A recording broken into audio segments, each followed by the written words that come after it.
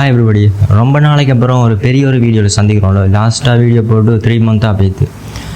So ஏன் எவ்வளோ நாள் வரலேன்டா, அது இந்த ஷார்ட்ஸில் கொஞ்சம் நாளாக மோட்டிவேஷன் போட்டுட்டு இருந்தேன். இப்போ திடீர்னு அந்த மாதிரி லாங் வீடியோவில் வந்ததுக்கான முக்கியமான ரீசன், இஸ்ரேலும் அமெரிக்காவும் சேர்ந்து ஈரானை போட்டு அடிக்குது, ஈரானும் மாறி அடிக்குது.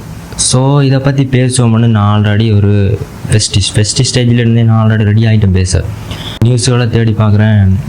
இன்றைக்கி அந்த நியூஸில் எடுத்துட்டோம், கண்டென்ட் ஆக்கிட்டு இதை பேசுகிறத வேணாது, இதில் ஏதாவது பொலை இருந்தால் நம்மளுக்கு ஏதாவது ஆயிருமோ அதுதான் ஒரு சின்ன ஒரு பயத்திலாம் பேசாமல் இருந்தேன்.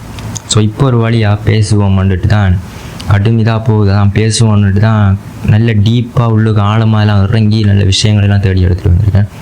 ஸோ அந்த வீடியோ ஃபுல் அண்ட் ஃபுல் இன்ட்ரெஸ்டிங்காக போகுது. இங்கே ஸ்கிப் பண்ணால் பாருங்க. அந்த வீடியோ போகிறதுக்கு முன்னாடி விஷயம் சொல்கிறேன். இந்த வீடியோவில் ஏதாவது விஷயங்கள் தவறாக ஏதாவது இருந்துச்சுன்னா நீங்கள் அதை கமெண்ட்டில் சொல்லுங்கள், கேளுக்கு நாங்கள் பார்த்து தெரிஞ்சுக்கிறோம். ஸோ நல்லா டீப்பாக இறங்கி தேடி இருக்கிறேன். ஸோ வீடியோக்குள்ள போய்க்கணும், நம்ம சேனல் சப்ஸ்கிரைப் பண்ணிக்கோங்க, அப்படி பெல் ஐக்கான் நாளில் போடுங்க. And hello my dear AV squad. AV ஸ்குவாட்ன்ற ரீசன் நம்மளோட பழைய வியூஸுக்கு தெரிஞ்சிருக்கும். ஏன்னா ஆல்ரெடி நம்மளோட சேனலில் பேர் அம்ரி வியூஸ். அதுக்கு நான் அந்நேரம் ஏவி ஸ்குவாடுன்ட்டு அந்த வந்து பழையிட்டு. ஸோ இப்போ சேனலில் நேம் எல்லாம் மாற்றி அம்ரியாக மாட்டேன் ஃபுல் நேமாக வச்சிருக்கேன். ஸோ அதனால் நீங்கள் அந்த ஏவி ஸ்குவாடுன்னே பழையிட்டு. ஸோ நீங்கள் சொல்லுங்கள் செல்வமாண்டு. So and hello my dear AV squad.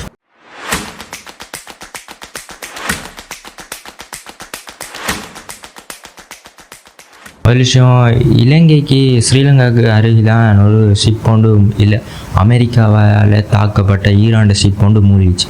So அதுக்கப்புறம் இன்னொரு ஷிப் ஒன்று வந்துச்சு, வேறு அதை ஸ்ரீலங்கா அலோவ் பண்ணி எடுத்தாங்க. ஸோ இப்போ அமெரிக்கா இதுக்கு ஒரு விஷயம் சொல்லியிருக்கு, என்னென்னா இலங்கையில் இருக்கிற ஈரானிய கடற்படைகளை திரும்ப ஈரானுக்கு அனுப்பி வைக்கக்கூடாதுன்ற ஒரு விஷயம் சொல்லியிருக்காங்க. ஸோ இதோட நிலையில் அந்த ஷிப்பில் இருந்து ஆல்ரெடி ஒரு ஷிப் ஒன்று மூழ்கிச்சு, இலங்கைக்கு தெற்குலையாகும் ஒரு ஷிப் ஒன்று மூழ்கிச்சு, காலி சைட்லையாகும். இப்போ காலி சைடு அந்த ஷிப் ஒன்று மூழ்கிச்சு. அந்த ஷிப்பில் இருந்து 84 சடலங்களை மீட்டதாகவும் 34 பேரை உயிரோடு மீட்டதாக சொல்லுவாங்க. அந்த ஷிப்போட பேர் IRIS தேனா.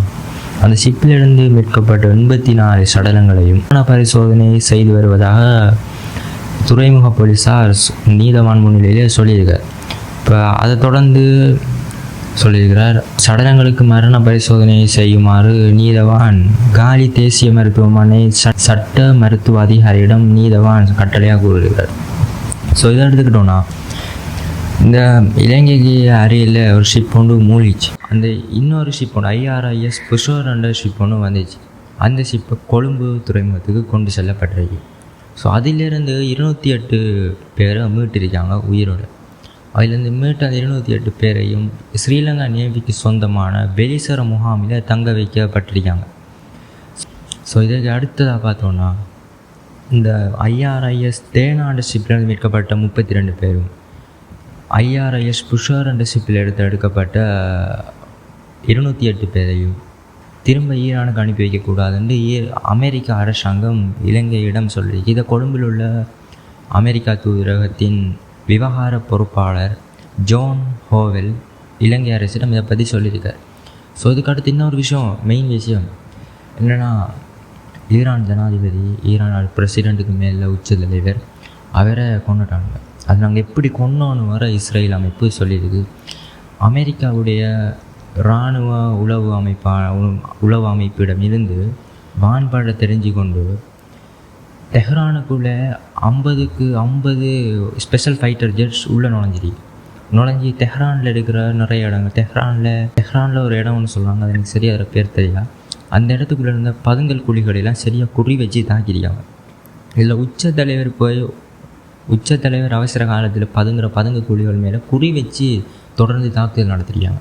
ஸோ அதில் இவர் கொல்லப்பட்டிருக்கார். இதை தொடர்ந்து அந்த பதுங்கு குழிகளை மூத்த தலைவர்கள் தொடர்ச்சியாக பயன்படுத்திக்கு வந்த நிலையில் அந்த பதுங்குழிகளை தொடர்ச்சியாக தாக்குதல் பண்ணிக்கு வந்ததாக இஸ்ரேல் வான்படையும் இதை இப்படி சொல்லியிருக்காங்க.